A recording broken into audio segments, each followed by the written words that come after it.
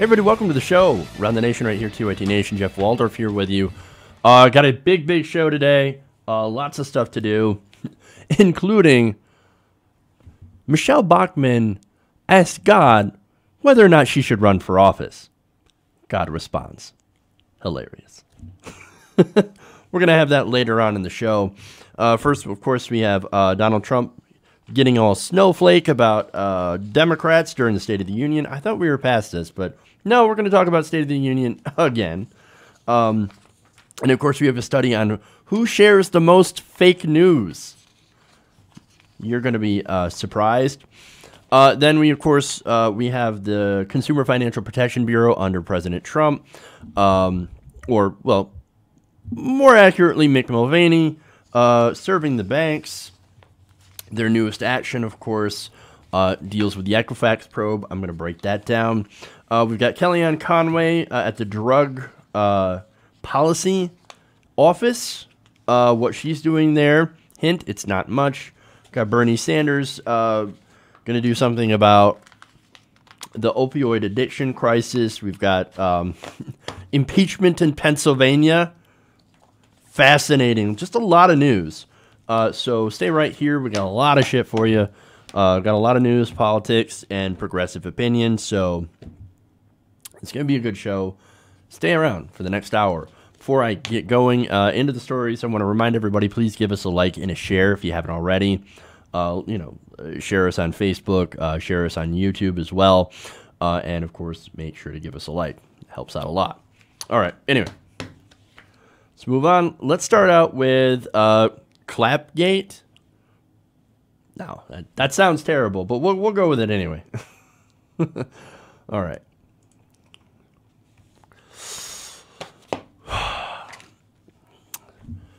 So it's been about a week since the State of the Union speech, and apparently Donald Trump is still a little bit sore at his treatment by the Democrats. Now, not only did most of them not stand, with the exception of Joe Manchin, I'm looking at you, getting up and clapping. What is your problem?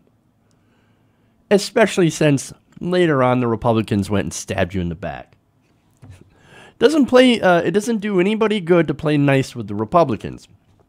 Now, some of them who did not stand played Candy Crush on their phones, and the Republicans are like, oh my God, how disrespectful of the office of the president. Now, the president was in Cincinnati yesterday for a speech, and he just brought this up out of the blue. He said, quote, they were like death and un-American. Un-American, somebody said. Treasonous, I mean. Yeah, I guess. Why not? Can we call that treason? Why not? I mean, they certainly didn't seem to love our country that much. See, okay, so if you don't clap for the president, well, you don't love the country, and you're being treasonous. He said that the Democrats would rather see Trump do badly than our country do well. He's very selfish. It's very selfish, the Democrats are. That's rich. Especially coming from the leader of a party who, during the last administration, said that their number one priority was to make the sitting president a one-term president. Now, this is all while Democrats are, of course, bending backwards to work with Republicans. Now, that drives me crazy because, look, we don't live in a normal world where both sides have equal validity and just approach the same problems differently. No, Republicans are way off. I don't even know where they're way off into right field.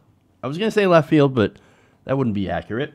And their policies basically are there to help only the rich and corporations. So, look, again, their policies help the rich and corporations and hurt mostly regular people, poor people, immigrants, middle class, et cetera, right? And that's not just me saying it from a purely partisan perspective. It's been shown that right-wing policies benefit only the wealthy and corporations, and not you.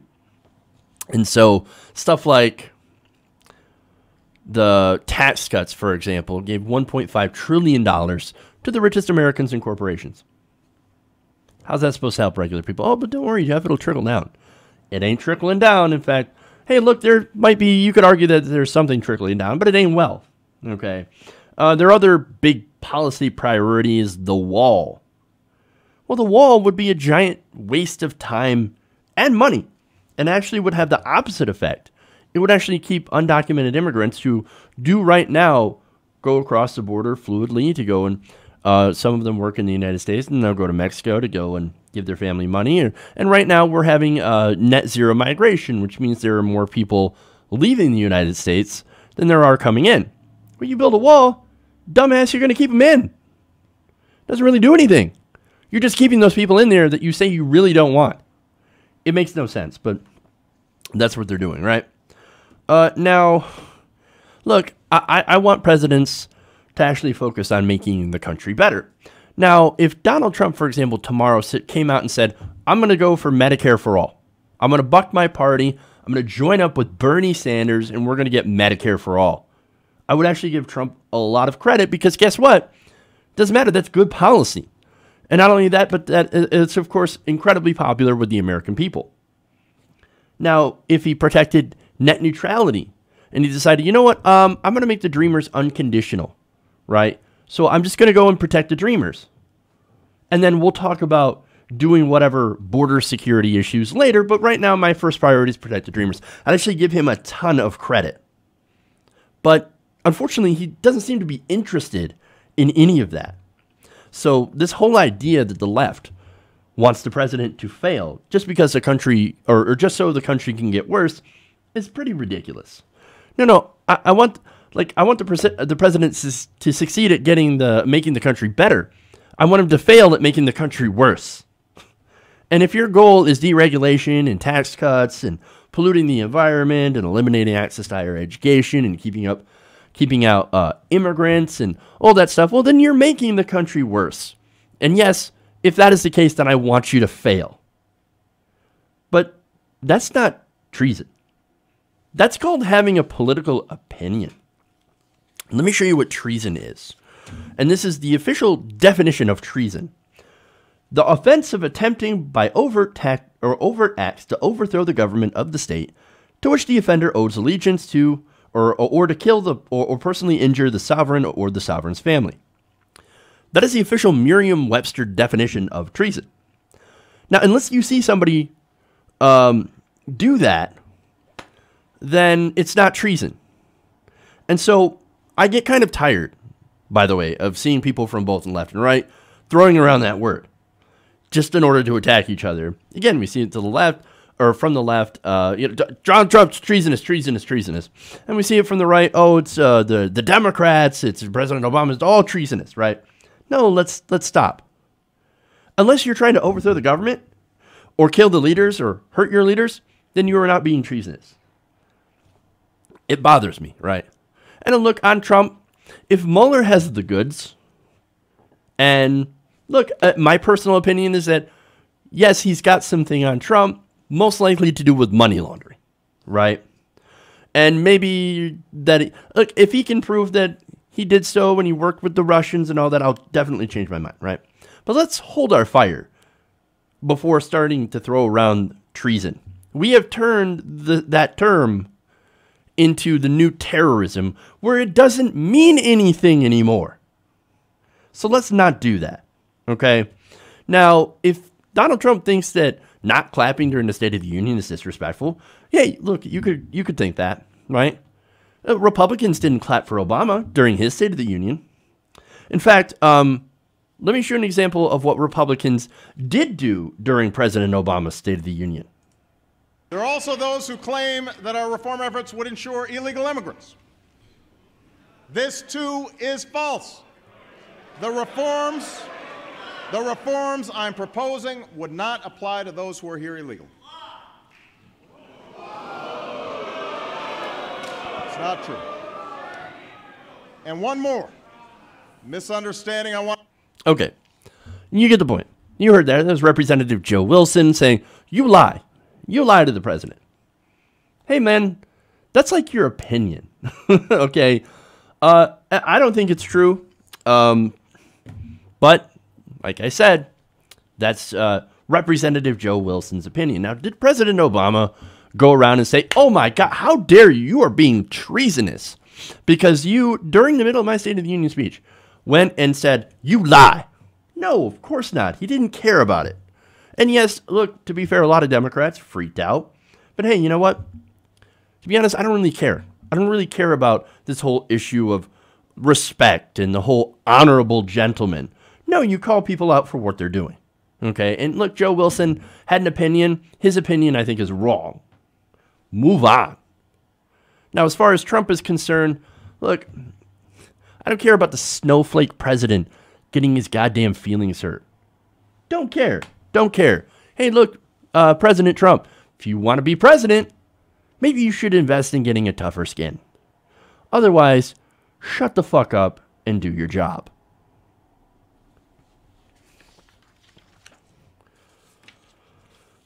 Okay, let's talk about fake news.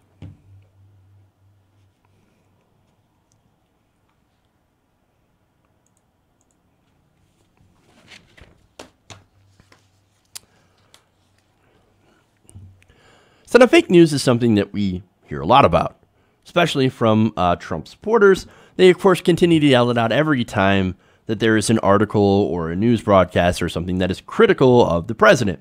In fact, of course, they continue to decry all news, whether it be left or centrist in the case of CNN or part of the establishment or anti-Trump. It's all fake news. Doesn't matter. If it's anything that's critical to the president, fake news, fake news, fake news. Well, it turns out that according to a new study from the University of Oxford, Trump supporters are actually the biggest consumers of what we would call fake news. Awesome. Now, they said the study from the university's Computational Propaganda Project looked at the most significant sources of what they call junk news. So this is in The Guardian. Now, they looked at this, and they looked at the junk news shared in the 3 months leading up to Donald Trump's first State of the Union address this January, and they tried to find out who was sharing it and why. Okay. Now, on Twitter, a network of Trump supporters consumes the largest volume of junk news, the report concluded, and junk news is the largest proportion of news links they share. On Facebook, the skew was even greater. Their extreme hard-right pages, distinct from Republican pages, share more junk news than all other audiences put together. Fascinating. Now, the research involved monitoring a core group of around 13,500 politically active U.S. Twitter users and a separate group of 48,000 public Facebook pages. So that's a pretty large sample size, right? Now, they wanted to find out what external websites that they were sharing. Now, users who shared similar collections of links were grouped together depending on what they were discussing on Twitter. Some identified include conservative media, Trump supporters, which is a distinct group from Republican Party, and resistance on Facebook, that's of course more the left wing, or centrist, as I would call them. And those audience also groups also included on Facebook conservative, women's rights, and military and / guns.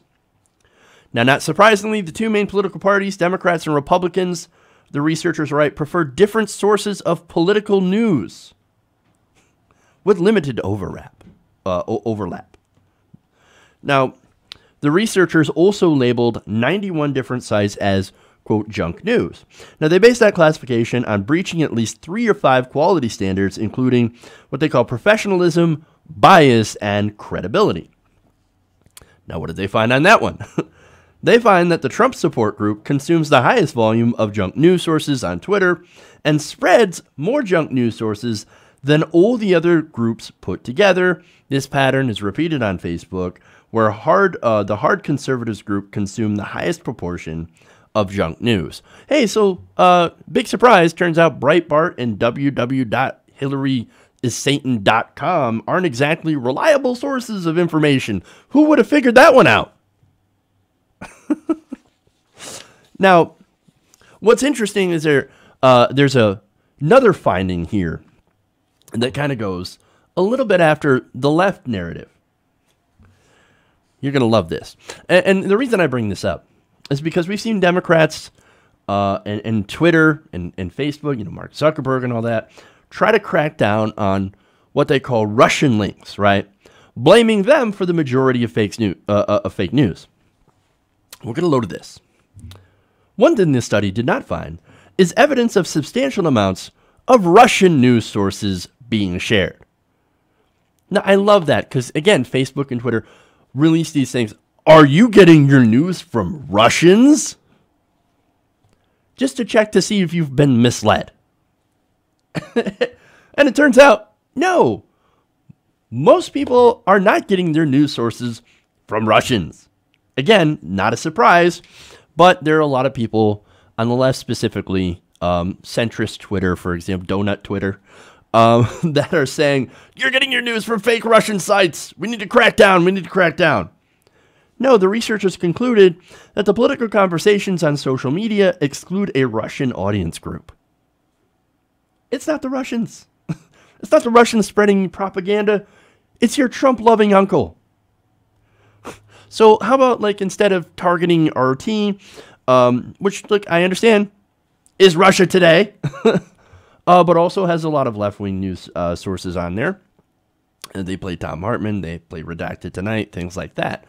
How about instead of targeting just them, maybe we actually deal with the real purveyors of fake news, the hard right in this country that we have, of course, ignored. Look, I'm not saying that we should censor them. I'm not saying we should censor anybody. That includes people funded or stations funded by other governments. What we should be doing is stop giving these hard right ideas any kind of credibility. We should stop treating them as if they are credible news sources. Stop treating Breitbart as if it's credible. Stop treating InfoWars as if it was credible at all. And look, CNN can start by not hiring Trump supporters to spew bullshit. And how about we stop putting on people like Sebastian Gorka from hard right media? How about we stop doing that? Look, I know arguing with morons is great for ratings, but seriously, that doesn't make anybody even more informed. No, it makes people less informed, and it gives people with terrible points of view a platform. So we've got to put a stop to that, right? Now, other than that, I don't know how you can stop people from believing in pig gorilla hybrids, like on Alex Jones, right? Somebody out there is always going to believe incredibly crazy, stupid things. I mean, you got flat earthers out there. So there's always going to be a section of America that is insane. The best we can do is just, look, go and try to tell people the truth. At least let them decide, right? Because no matter what you do, a decent percentage of Americans, I think, are going to believe in crazy things. So the best thing we can do is counter that with actual facts. Okay.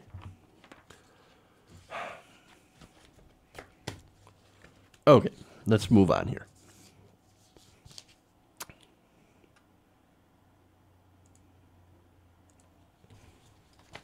Let's get into some corruption.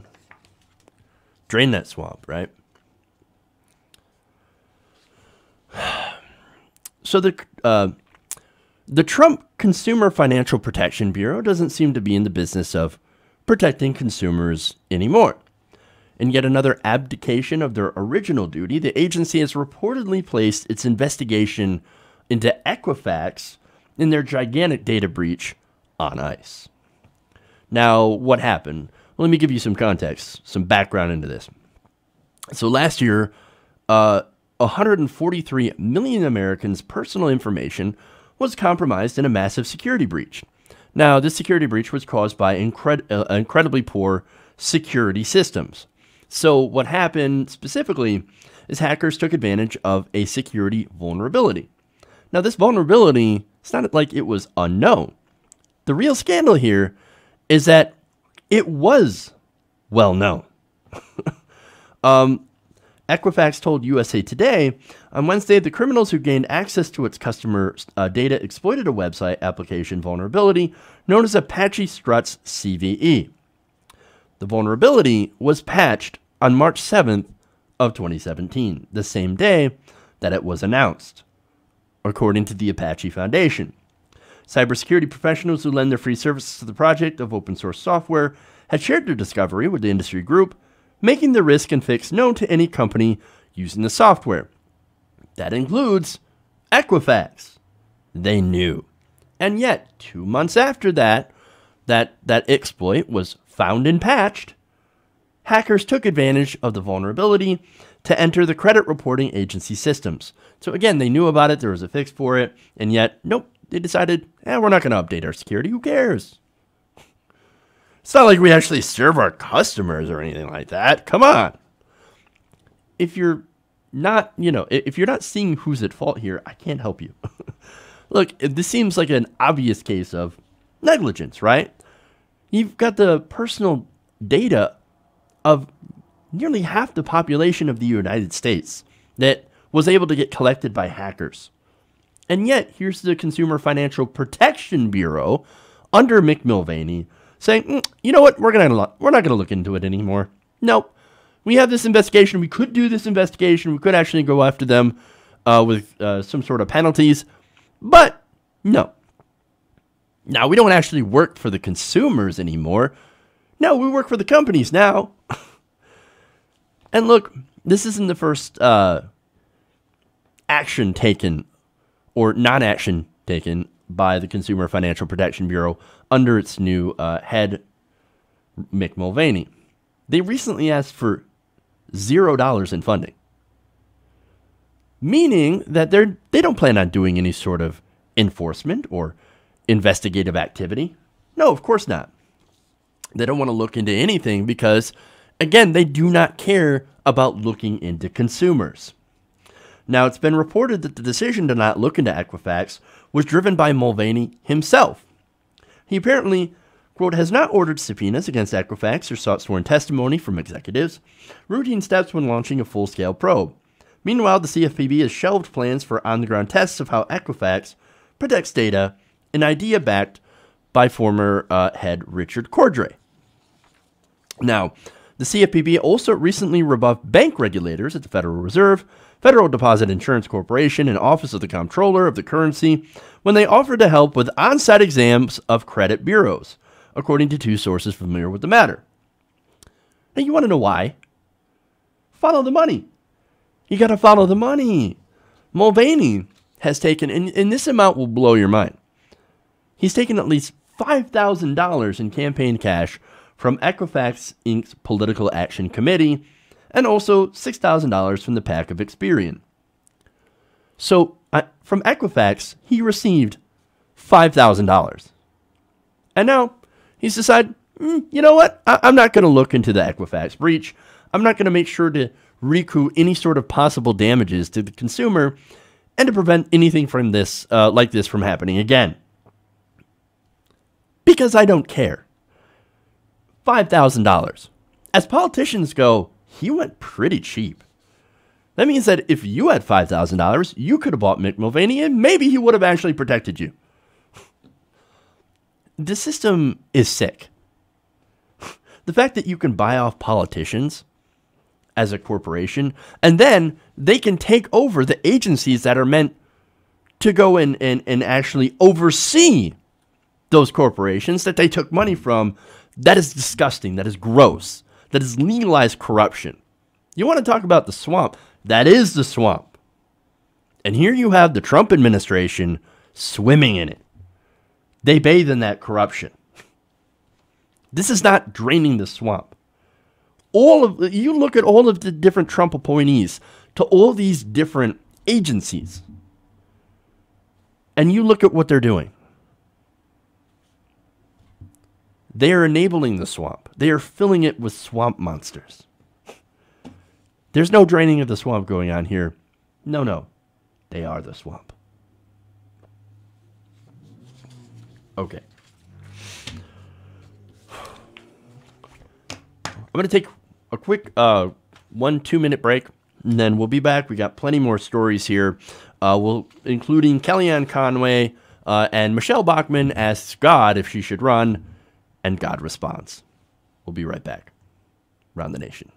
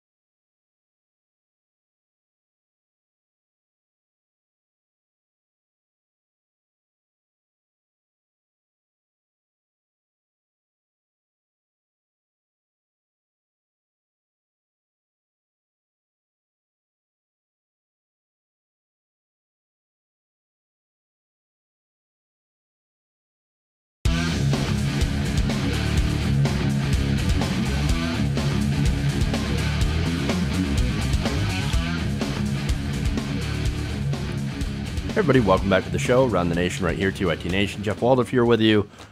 If you haven't already, please give us a like and a share on both YouTube and Facebook. That helps get us out to everybody else. So, all right. Let's move on.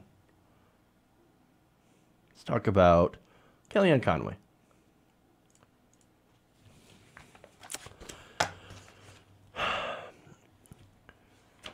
Kellyanne Conway is White House counselor, and she is now also the head of the Office of National Drug Control Policy. Now, of course, one of the big charges of that agency is to take on the opioid crisis. Now, that's something that, of course, that is obviously a huge, huge issue in America. It's killing a lot of people, and it's one of the things that President Trump had actually promised to do something about. In fact, he ran on making sure that we help victims of the opioid epidemic. However, according to a new report in Politico, Conway's work at the administration's opioid abuse office has led to experts being frozen out of the decision-making process in favor of political hacks, political appointees, meaning that there are people working on something that is incredibly deadly, right, that is taking the lives of Americans every day, and yet they have people that are unprepared to actually do anything useful in order to stop it. Now, this article in Politico has led to has shown that Kellyanne's appointees and her strategy has led so far to involving a call for a border wall and a Just Say No campaign. So this is why she is the new Nancy Reagan. Because her advice is, just say no, kids. And by the way, build that wall. But that's not going to solve the problem. See, the majority of these addictions come from prescribed pain medications. You have things like oxycodone, Oxycontin, and other really powerful prescription drugs. And those lead to people taking heroin and fentanyl, right? So maybe we should actually go after those prescription drugs. But no. Let's build a wall, because this is obviously a problem that is caused by Mexico and not the pharmaceutical companies that give us tens of millions of dollars in campaign bribes. Basically, here's the ONDCP saying, you're on your own. Wonderful. There's more.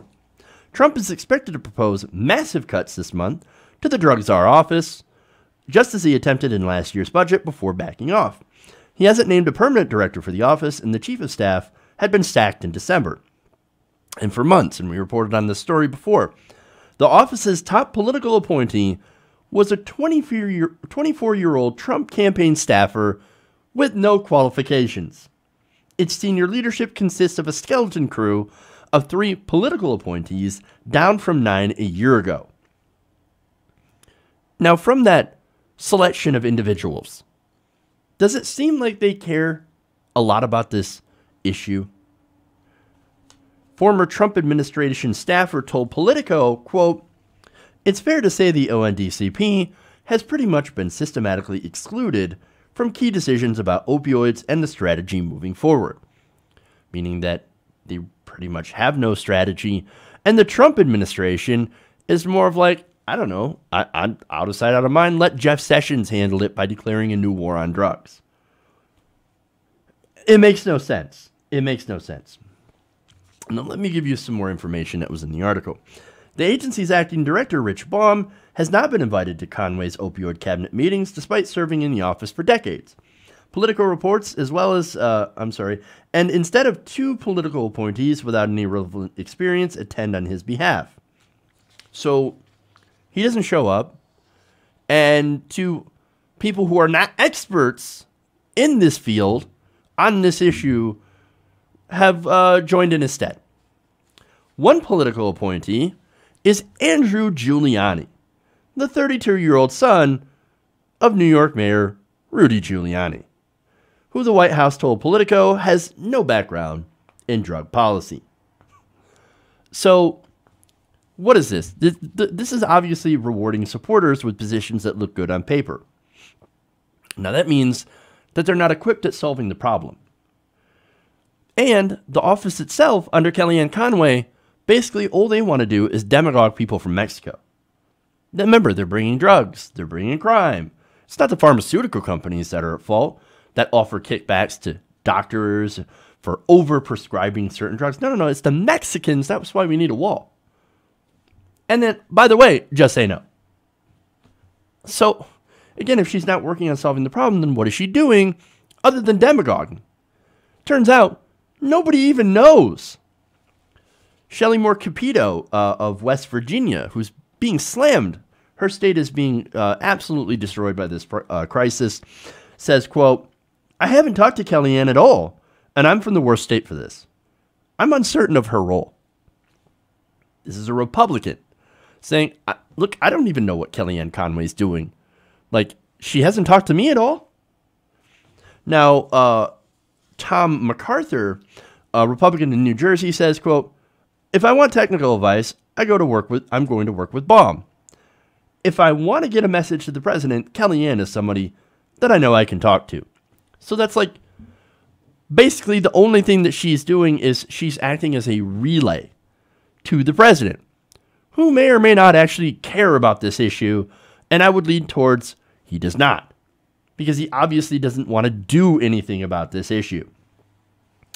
And finally, Regina LaBelle, the ONDC's chief of staff under President Obama, said it quite succinctly.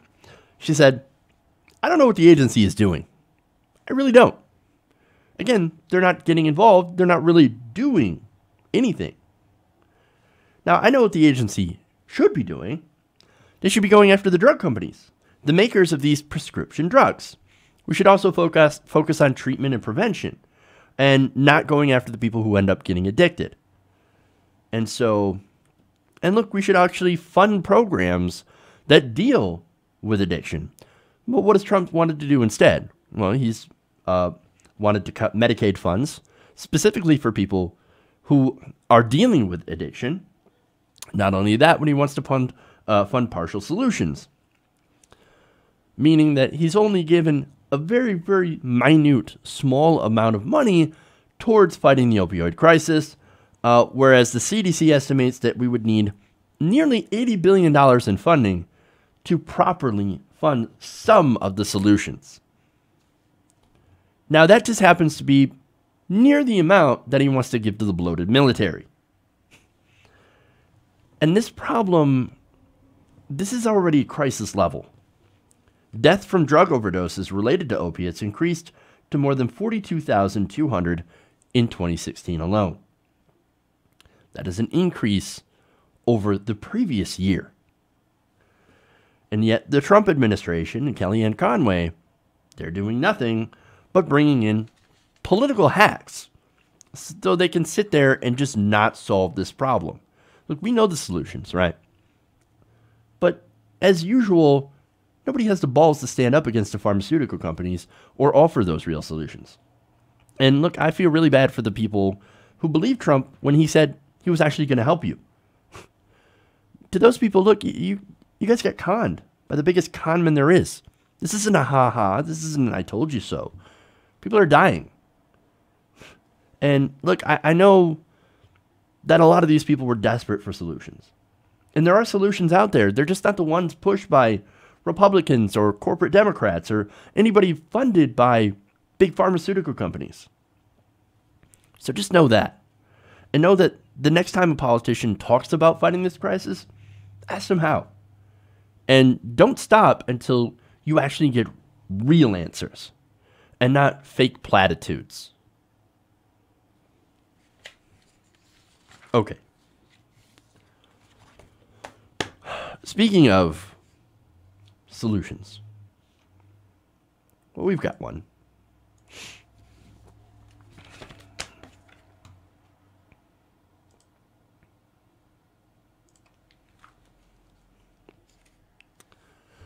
Now, the opioid crisis continues to rage on, killing us somewhere around 70 to 100 people a day, possibly even more. And so far, we've had no real action from the Trump administration. In fact, Kellyanne Conway, who runs the ONDCP, has basically pulled a Nancy Reagan and then urged everyone to build a wall. Just say no, let's build a wall. Again, that's not going to do anything. It's not actually going to solve the problem. However, there are politicians out there who actually do want to get to the root of the problem, and that is the proliferation of highly addictive prescription drugs pushed legally in America by pharmaceutical companies. Now, Senator Bernie Sanders on Monday called for the Senate to hold pharmaceutical companies accountable for any role they played in fueling the opioid epidemic that has spread despair in the state and across the U.S. In a letter to Senator Lamar Alexander, the chairman of the Committee on Health, Education, Labor, and Pensions, Sanders encouraged him to hold hearings on the matter, just as the Senate had once compelled big tobacco executives to testify about the deadly hazards of smoking. He said, quote, "That committee had the courage to demand that the leading executives of the tobacco industry tell the American people what they knew and when they knew that tobacco was addictive and had killed millions of people. Though old denied under oath believing tobacco was addictive, we now know they were lying. But the hearing eventually led to real change, with the Food and Drug Administration regulating tobacco and the rate of smoking in the U.S. at a record low." So these hearings, yes, while they denied it, they openly, to Congress, would testify, no, are you kidding me? Smoking, not harmful at all. You can smoke all day, and it will not give you cancer. It is not addictive, nothing like that. They made them lie under oath. And that's exactly what they did. And most people saw through their bullshit. And that, of course, ended up leading to real change. And part of those hearings actually helped states reach settlements with the tobacco industry. Now, here's the thing, right? Right now, Big Pharma is basically in the same position as the tobacco companies. They're the big dogs on campus, right? And they own a lot of members of Congress. For example, former Speaker of the House, John Boehner. John Boehner used to hand out tobacco checks in the House, right on the floor. He'd come out with a stack of checks and just be like, here you go. Here's your bribe. Here's your bribe. Here's her bribe. I got my bribe. And that's how they were able to get away with doing everything that they did. Now, fortunately, thanks to these hearings and thanks to action from successive administrations, we were actually able to hold these companies accountable. Turns out, when you regulate these companies and you punish them for lying and obfuscating the truth of different studies and health impacts and things like that, less people die. Wow, what an amazing concept. Now, that's something that we should be going for, saving people's lives. But, of course, where we're going right now is unfortunately in pursuit of more corporate profit. Now, he continues along that same vein, saying that the opioid crisis did not happen in a vacuum. We know how it happened. Again, these companies bought politicians who decided, we're going to turn our blind eye to your activities. Now, let me give you an example of one of those activities. Between 2006 and 2016, this is a West Virginia town, Williamson, had a total population of 2,900 people. Between the years of 2006 and 2016, that's 10 years, they were shipped 20.8 million prescription painkillers. These are two different companies sending about 10 million pills each to this little company, or to this little town. Two different drugstores. You imagine how many pills that is per person. And look, 2,900, not all of those 2,900 people are addicted to opioids or needed those pain pills.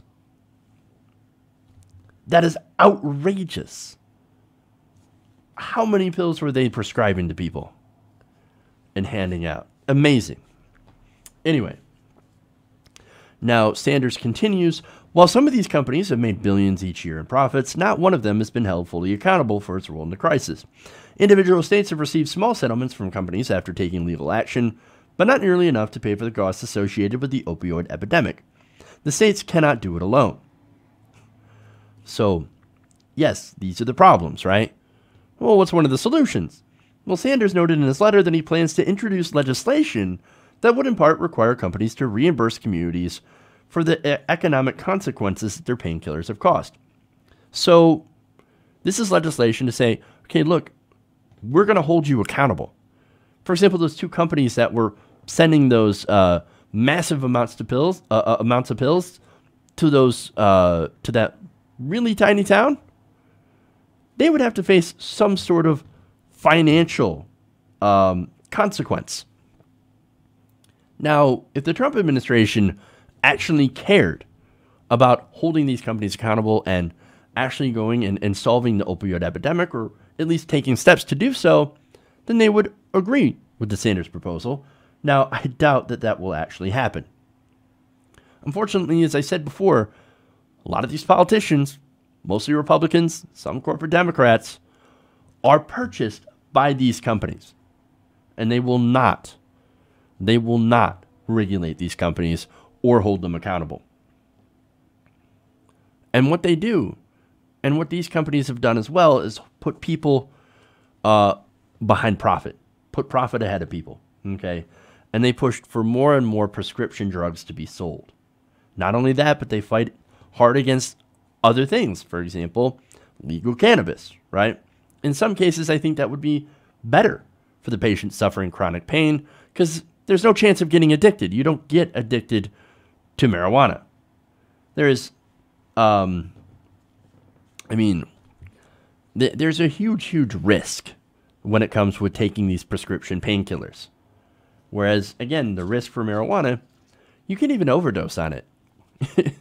You would have to smoke more marijuana than anyone could possibly smoke in a day to die, to overdose. Whereas pain pills, we hear stories of overdose every single day. So we've got to do something to fight that. And holding the companies accountable, great first step, right? And so, Bernie Sanders, again, trying to lead the way, taking on the pharmaceutical industry, and I hope that more politicians can get behind him so we can actually solve this problem. This isn't a partisan thing. This isn't, I want my side to win versus your side. I just want to save lives. And I would hope that anybody approaching this issue would want to do the same.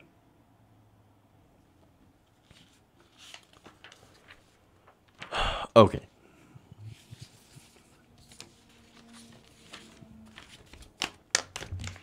More stories.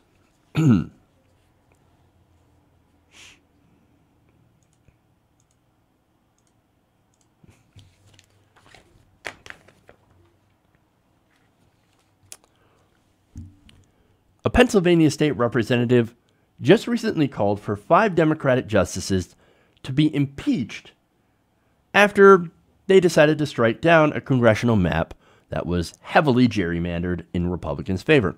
Now, the state high court ruled last month that the 18 districts had violated the Pennsylvania's constitution because they unfairly benefited Republicans. Now, so gerrymandering is obviously an enormous problem. It basically allows politicians to pick their own constituents instead of the other way around. That's not the way that we should be running elections. But of course, since the court threw this out and said, no, this is heavily gerrymandered, we can't allow this to pass, here comes Representative Chris Douche, right? Or I call him Chris Douche. Now, Chris Douche sent out a statement on Monday calling for legislation to impeach the 5 justices who threw out this congressional map that was drawn in 2011. The 5 justices who signed this order, he said, engaged in misbehavior in office, wherefore each is guilty of an impeachable offense warranting removal from this office and disqualification to hold any office or trust or profit under this Commonwealth.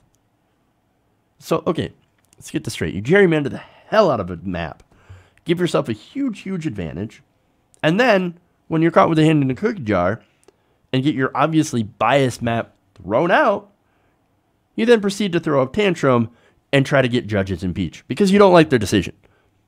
That is Chris Dush for you. The balls on this guy. He has no shame. And he's not the only one.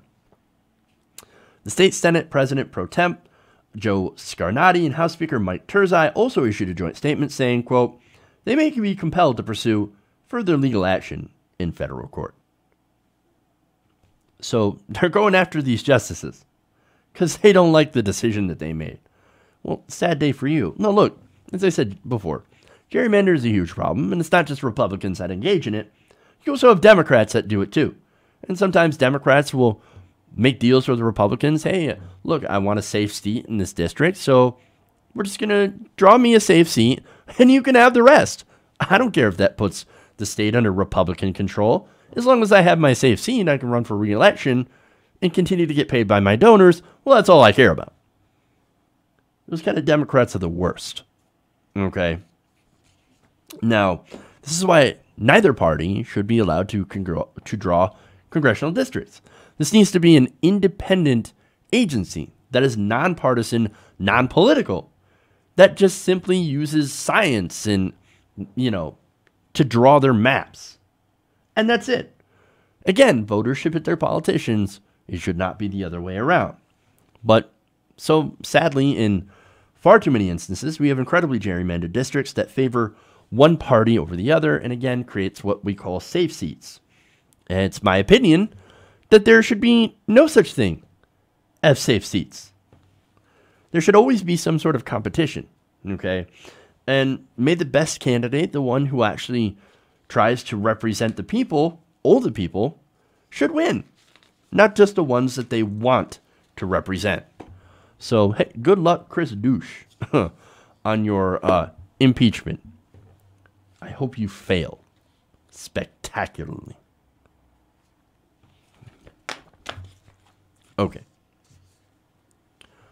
Before I get into the next segment here, I want to address something. No, Raven, people cannot overdose on marijuana. I said it's impossible. And if I misspoke, then I misspoke. But no, you cannot overdose on marijuana. You can overdose on prescription pain pills. Just to put that clarification out there. Okay. Let's go to Michele Bachmann.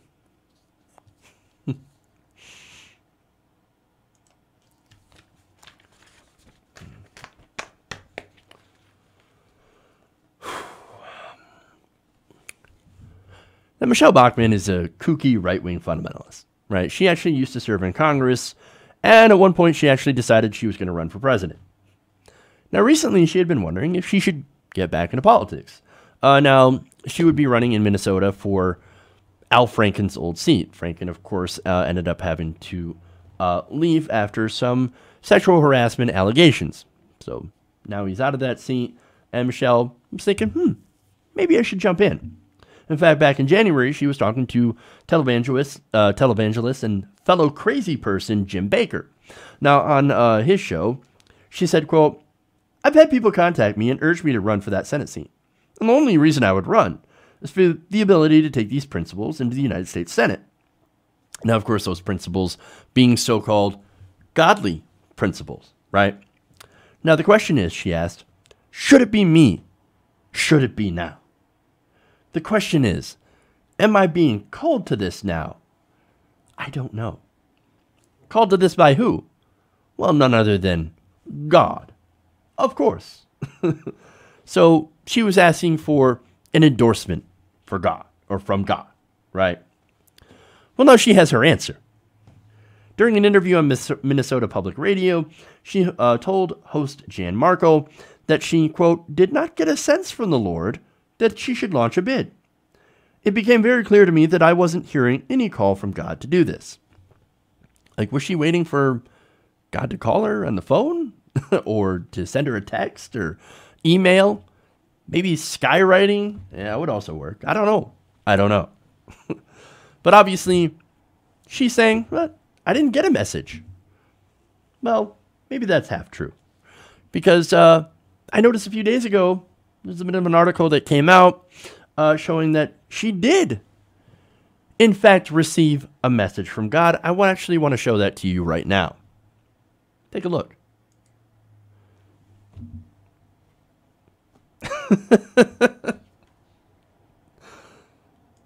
Hey, that appears to be a very clear message.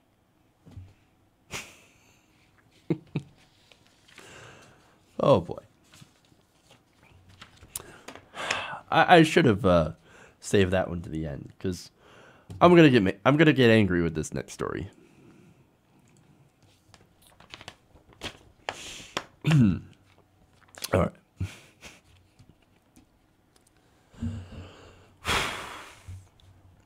So Representative Joe Kennedy is now considered a rising star among the Democratic establishment, thanks to his sort of, droopy rebuttal to Donald Trump's State of the Union. Droopy, shiny, I don't know how to explain that, but there was something coming off him, and it didn't look good. Anyway, now in a recent interview, he's going to talk about how another Democratic challenger could have actually beaten Donald Trump in 2016. Well, that's very interesting. He said, quote, "I was a very strong supporter of Miss Clinton's. I think she would have been a great president," Kennedy said during an interview with Politico's Off Message. "I do believe, however, that if it were a race in the last 6 weeks of the election between Joe Biden and Donald Trump, I think Joe Biden probably would have been successful." Well, that's not the situation we had. We had two incredibly unpopular candidates that decided to have a contest to see who was more unpopular than the other. And guess what? Hillary Clinton won that contest. But here's where he irritates me the most, right? Where's Bernie Sanders? Again, we had polls from 2016, and we have polls from now. Number one is saying that Bernie Sanders is the most popular politician in America. That is indisputable. He has led those polls for months, one after the other. And Joe Biden, to be fair, usually comes in second, and some polls he comes in first. It depends. We've all seen the same polls where Bernie Sanders destroys Trump by double digits. Why no mention of Bernie? I think we all know the answer. Here is the establishment, again, sidelining Bernie Sanders in favor of somebody who is pro-establishment. Of course, it makes sense, right? And look, to be fair, yes, Biden probably would have won if he were the nominee. Hillary Clinton was the only Democrat that could not beat Trump. And they decided that, you know what, let's run her anyway. Despite the fact that she pulled so close to Trump and she was so incredibly unpopular with the American people. Let's run her anyway. No, trust me, she's going to win. The hubris, man. The hubris. Oh, frustrating, right? Look, you can't run somebody who is both incredibly establishment and also incredibly unpopular and expect them to win against a faux populist. It doesn't work that way. And look, at least Joe Biden, to his defense, would have had some sort of working class appeal. But if it's not already apparent, let me spell it out for you. Bernie would have won had he been the nominee. But again, here's what it's about. This is about elevating Joe Biden as their preferred nominee. Kennedy added that, quote, he wouldn't vote for or against a candidate because they are old or young. This is him saying, yeah, I'd vote for Biden, and you should vote for Biden too. Now, Biden would be 75. Look, I don't care, right? I don't care how old you are, to be fair. And there's a very good chance that Biden is going to run. You know who also is probably going to run? Bernie Sanders, 2020. Now, they'll both be actually pretty old as presidential candidates go. So now, if they both run, and again, he's going to be 75 years old, I better not see Democrats out there saying, Bernie's too old. He's too old. Well, then, by definition, Biden would also be too old. But look, again, this is Joe Kennedy telling you that age doesn't matter. So again, I better not see Democrats say anything about that. All right. But again, that's what they're doing, is they're setting the stage for Biden because they desperately do not want to run Bernie Sanders. Why? Bernie Sanders means real change. They don't want real change. They want slow, incremental change, status quo, steady as you go. The rich get richer and you get fucked. That's what they have continued to want. And look, this time, this election is going to be way, way different. Why? All the disadvantages Bernie had in 2016, well, guess what? He's been working on. He's actually working on having a better, more robust foreign policy stance. He now has more of a fundraising machine from regular people. He now has better positions on things. Well, he has the same positions, but he has a better way of actually explaining those positions. And he actually has a bigger platform. So this 2020 election is going to be way, way different. But no, let's continue to bash Bernie Sanders in favor of a guy who recently trashed millennials for thinking they've got it tough. Hey, you want to win elections? That's not the way that you should be going. So, good luck with that, Democrats.